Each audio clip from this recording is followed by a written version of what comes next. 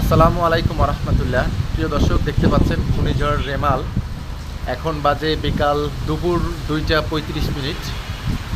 তাও ঢাকার অদূরে সাভার মোটামুটি বেশ বাতাস বইছে। সকালে যে মৃদু বাতাস সাথে সামান্য বৃষ্টিপাত ছিল, বাট এখন একটু কেমন বেড়েছে বাতাসটার প্রবণতাটা। এতটা বাতাস কিন্তু সকালে ছিল না। সকালে বাতাসের পরিমাণ অনেকটা কম ছিল।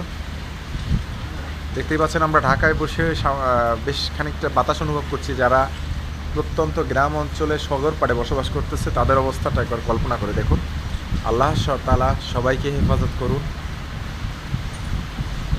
ঝড় বলেন, ঘূর্ণিঝড় যেটাই বলেন, বাতাস, প্রবল বাতাস, তাপদাহ সবই হচ্ছে আল্লাহ রাব্বুল আলামিনের পরীক্ষা। আল্লাহ রাব্বুল আলামিন আমাদের এগুলো দিয়ে পরীক্ষা নেন। সবাই ভালো থাকবেন, সুস্থ থাকবেন। আল্লাহ হাফেজ। আসসালাম।